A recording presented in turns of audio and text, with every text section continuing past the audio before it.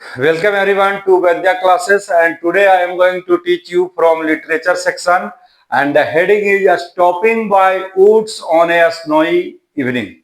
Very interesting poem, and you will learn many things. And here I have written summary of the poem, and here I have written central idea of the poem.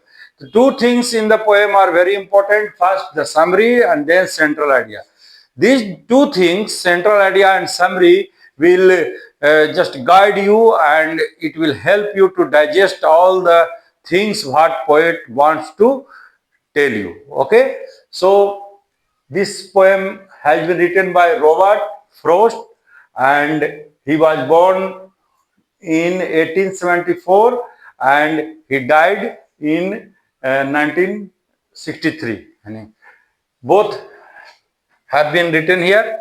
Now I am going to explain each and everything, and the theme of the poem, the central idea of the poem, the summary of the poem, and I request everyone to listen carefully, because each and everything explained by me is very different.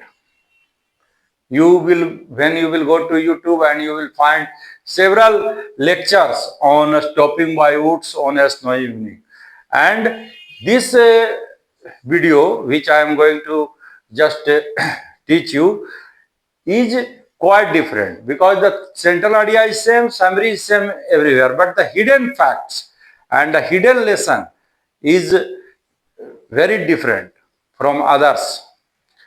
So dear students, at first I would like to describe and explain the summary of the poem. ठीक है, मैं summary को explain कर रहा हूँ because it is asked in it is mentioned in 11th CBSE board, stopping by woods on a snowy evening. Generally in CBSE board, I found this poem in 6 or 7 also, but it is also mentioned in 11th. So listen carefully and try to understand the theme, central idea and summary of the poem. So at first I will describe the summary. Summary जो poem का होता है वो सारांश होता है, यानी sum total poet क्या कहना चाहता है. The poet stops by a forest on a snowy evening. Snow मतलब बर्फ होता है, और एक बर्फीले शाम में, यानी कि पोएट जो है हॉर्स के साथ ट्रेवल कर रहा होता है और एक जंगल के बीच वो रुकता है. वहां पे स्नोफॉल होते रहते हैं, और वो जो सीन है वो ब्यूटी नेचर का है. उसको देख करके वो बिल्कुल शांत हो जाता है और काफी अच्छा लगता है, सुहावना लगता है उसको ये मौसम, है ना. To watch the beautiful scene of a snow falling gently in the quiet woods. वो जो जंगल जहां पे वो पोएट रुका है वो बिल्कुल शांत है, और वहां का जो सिचुएशन अभी है कि स्नोफॉल हो रहे हैं, बिल्कुल शांत है, डेंस फॉरेस्ट है ना. वुड्स मतलब जंगल होता है, आप लोग सब जानते हैं. He is captivated by the peaceful and silent surroundings. वो जो साइलेंट सराउंडिंग्स हैं वो पोएट को यानी बहुत ही आकर्षित करता है. और his horse finds the stops unusual because there is no farmhouse nearby. और उसके साथ जो घोड़ा है, घोड़ा को वो खड़ा कर देता है, तो घोड़ा को समझ में नहीं आता, बिकॉज वो जानवर है और पोएट जो है ह्यूमन बीइंग है. हम लोग और जानवरों में बहुत डिफरेंसेज है. तो घोड़ा उसका क्या सोच रहा है कि भाई ये अचानक से क्या हो गया है, यात्रा कर रहे थे अचानक से रोक दिए. मतलब उसको सीनरी, ब्यूटी, स्नोफॉल से कोई मतलब नहीं है, लेकिन यहाँ पोएट जो है अट्रैक्ट हो जाता है ब्यूटी से, स्नोफॉल और ये फॉरेस्ट शांत वातावरण में. और घोड़ा क्या सोच रहा है कि भाई यहाँ फार्म हाउस वगैरह है नहीं, तो यहाँ पर बीच बर्फबारी में ये घोड़ा को क्यों, मतलब ये अपने आप को क्यों रोक लिए हैं, मुझे यहाँ पर खड़ा कर दिए हैं, है ना. Only woods and frozen lake around them. वहां पे वो देखता है कि एक लेक भी है जो फ्रोजन है, बर्फ से पूरा जम चुका है वो lake. The horse shakes its harness bells as if asking whether there is some mistake. वो क्या करता है कि वो एक्टिविटी से अपना ये जताना चाह रहा है कि कुछ मिस्टेक हुआ है, कुछ अनयूजुअल हुआ है, कुछ अलग सा हुआ है। ऐसे कौन रुकता है? लेकिन ये नेचर है, ह्यूमंस का फीलिंग्स है कि वो कि कहीं भी ब्यूटी से आकर्षित हो जाते हैं और कहीं भी उसको सुंदरता आकर्षित कर देती है। नेचर का ब्यूटी, नेचुरल ब्यूटी जो होता है वो काफी इंटरेस्टिंग होता है, वहां हर कोई कुछ पल समय बिताना चाहते हैं। Although the poet feels a strong attraction towards the calm and lovely woods, है ना, और पोएट भी जो है वो वहां पे शांत वातावरण में अपने आप को बिल्कुल जो है वो मतलब आश्चर्यचकित भरे निगाहों से चारों तरफ देखता है और शांत वातावरण में काफी अच्छा फील कर रहा होता है वहां पे poet. He remembers that he has responsibilities and promises to fulfill life, therefore he can't stay longer and must continue his journey. लेकिन थोड़ी देर के बाद उसको रियलाइज होता है कि भाई हमें तो काफी लंबी जर्नी तय करनी है अपनी लाइफ की, बहुत सारे रिस्पॉन्सिबिलिटीज हैं, हमारे घर में फैमिली है, बच्चे हैं, है ना, बहुत सारे वर्क है।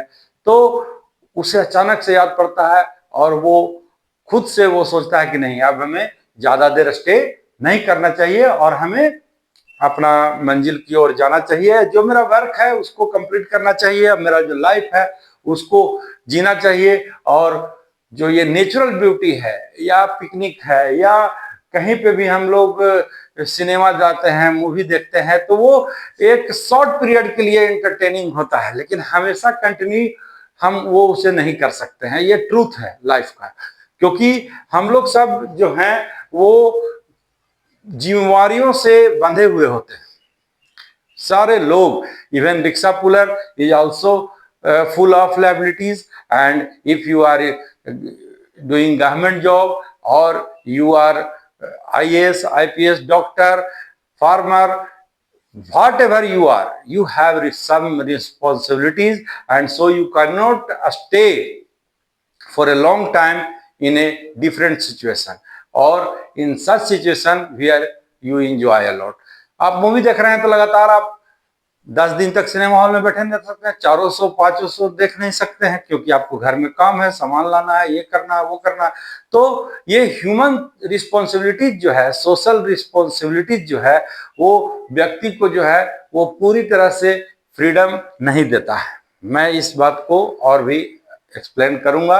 अभी मैं समरी को डायरेक्ट बता दिया कि यहाँ पे एक पोएट है जो यात्रा करके निकला है, अचानक से रुक जाता है, स्नोफॉल हो रहे हैं, फॉरेस्ट है, और वहां पे वो अट्रैक्ट हो जाता है ब्यूटी से और वहां आनंदित होने लगता है, ब्यूटीफुल सीन को देखने लगता है। बिल्कुल शांत वातावरण है, वहां पे वो ठहर करके सोचता है, विचारता है और खुद को जो है शांत पाता है और काफी अच्छा उसे लगता है वहां पर। लेकिन अचानक से उसको रिस्पॉन्सिबिलिटी याद आती है और वो बोलता है कि नहीं भाई, अब ज्यादा देर नहीं रुकना चाहिए, हमें आगे बढ़ना चाहिए, जो जिस काम के लिए निकला हूं उसको करना चाहिए। फिर घर का बहुत सारा काम है, रिस्पॉन्सिबिलिटीज है, लायबिलिटीज है, ठीक है। तो this is the summary, but the hidden lesson I will just describe, I will explain after describing central idea. Let's come to the point. Central idea here, the poem highlights the beauty of nature. इस poem में जो है nature की beauty के बारे में बताया गया है। Stopping by woods on a snowy evening, जो है ये पोएम पर्टिकुलरली नेचुरल ब्यूटी को दर्शाता है। And the conflict between desire for rest and duties of life. देखिए यही मेन चीज है, desire for rest, desire for rest and duties of life, यानी कि जो आराम करने का जो हमारा जो आदत है ना, इच्छा जो होती है कि आराम करते, तो हम आराम उतना ही देर कर पाते हैं जितना जो डेली रूटीन में फिक्स होता है।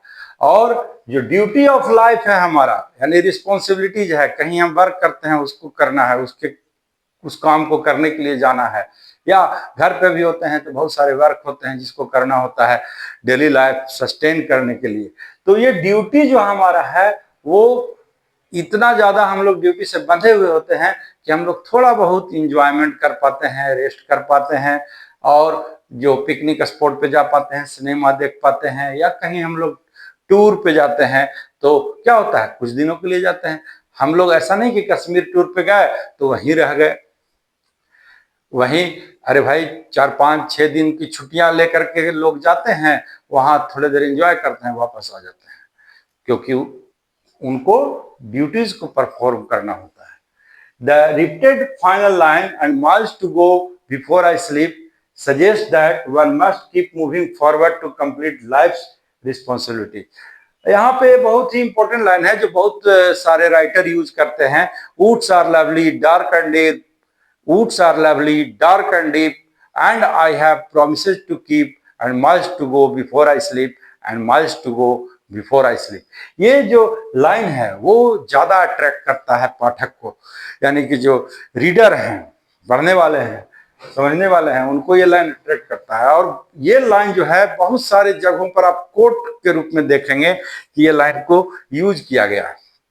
Miles to go before I sleep, before I sleep का मतलब कि मेरी समाप्ति के बाद, जब मेरे समाप्ति तक, मेरी जीवन के अंतिम सांसों तक जो है मुझे बहुत सारे वर्क को करने हैं।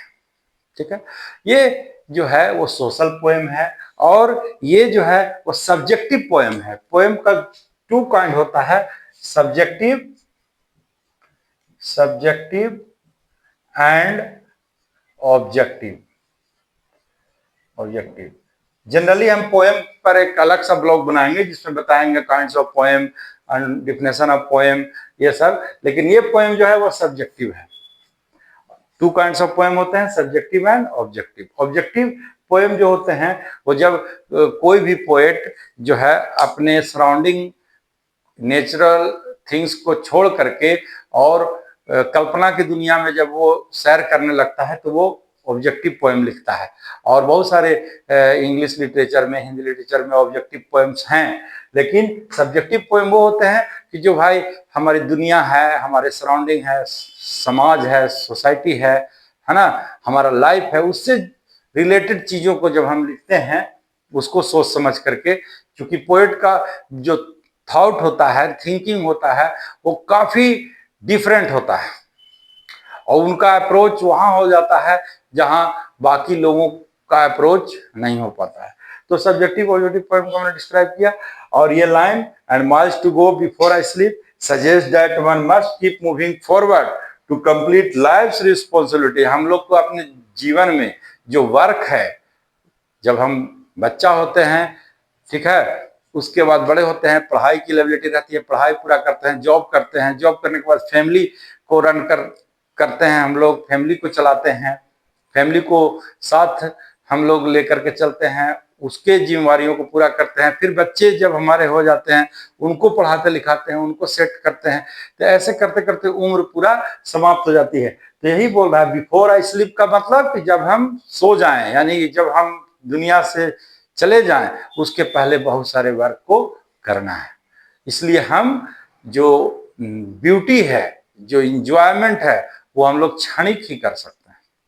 फॉर एग्जाम्पल, अब देखिए hidden lesson I going to teach you that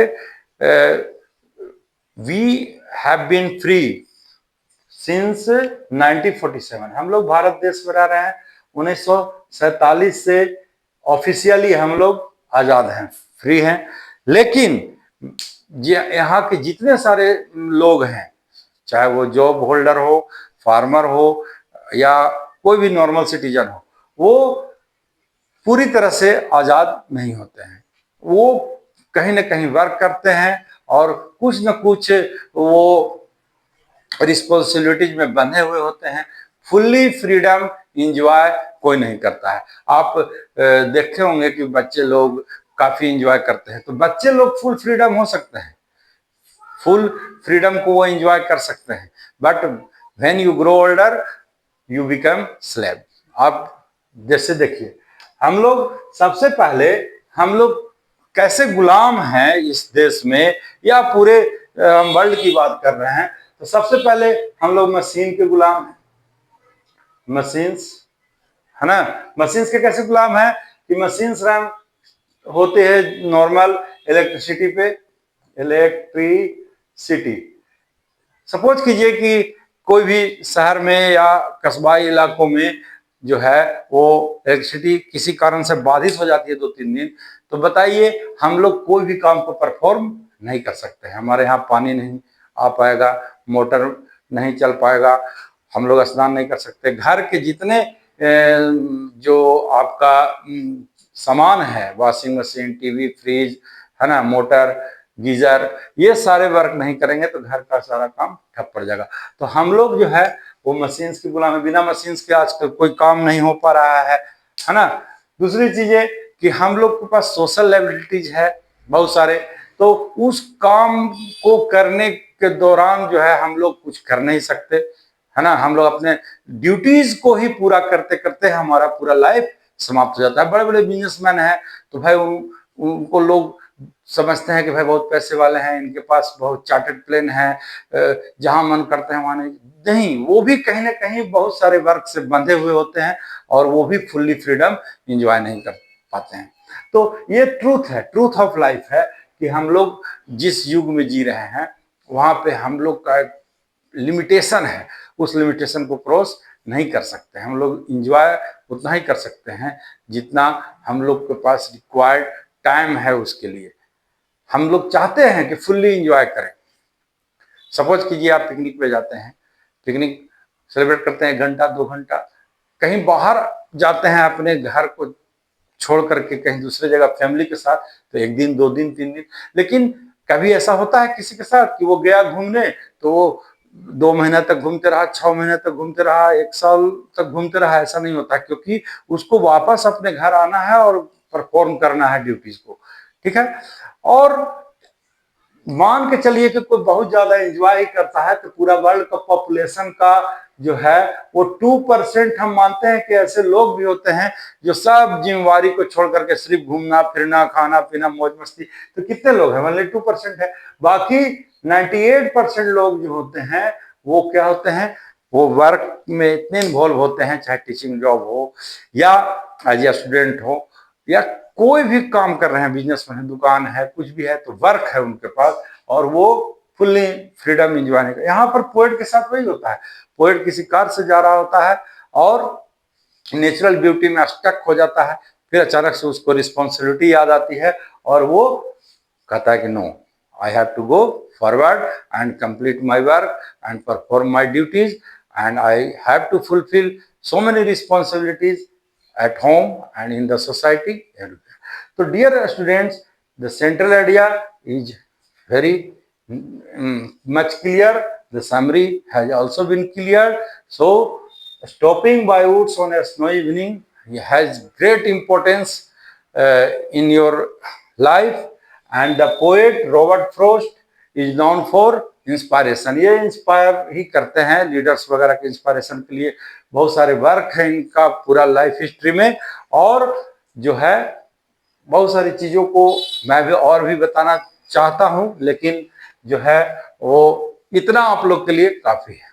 last में मैं फाइनल एंड होने से पहले यही बताना चाहता हूं कि ये पोएम सिर्फ ये कहना चाहता है कि भाई कोई भी व्यक्ति है वो अपने जीवन में अपने वर्क को, अपने ड्यूटी को ज्यादा उसको देना चाहिए इंपॉर्टेंस, और एंजॉय भी करना चाहिए, लेकिन कुछ ही पल के लिए एंजॉय करना चाहिए, क्योंकि आप ज्यादा एंजॉय कर नहीं सकते हैं, ज्यादा घूम फिर नहीं सकते हैं, क्योंकि आपके पास बहुत काम है, ठीक है। हम लोग सोशल एनिमल हैं, है ना, और हम लोग सोसाइटी में रहते हैं। लैक्स ऑफ वर्क है सोसाइटी में बंधे हुए रहने के कारण, और समाज के बिना कोई प्राणी रह भी नहीं सकता है ना। अरस्तु जो अरिस्टोटल ने साफ तौर पर कहा है कि man is a social animal, है ना, या human is a social animal, यानी हम लोग जो हैं वो सोशल एनिमल। मैन ठीक नहीं रहेगा, ह्यूमन दोनों के लिए इस्तेमाल होता है। Human is a social animal. हम लोग सोशल हैं और हम लोग को इतने सारे ड्यूटी परफॉर्म करने होते हैं कि हम लोग जो बहुत ही अच्छी चीजें को भी है वो पल भर के लिए ही उसका लुत्फ उठाते हैं। हम लोग कंटिन्यू हम अपने ड्यूटी को ही करते हैं फाइनली। इंजॉयमेंट को कंटिन्यू ज़्यादा हम नहीं कर सकते हैं, क्योंकि हमारी ड्यूटीज बहुत ज़्यादा है सोसाइटी में वर्क में। आप लोग इसके बारे में और भी थिंकिंग कर सकते हैं। Okay, thank you very much, and I think all of you have got the summary, central idea, understand each and everything. आप लोग समझ चुके होंगे सारा चीज को। और if you have notebooks, then you can write the summary, central idea, and also about Robert Frost birth 1874 and 1963 death. Thank you.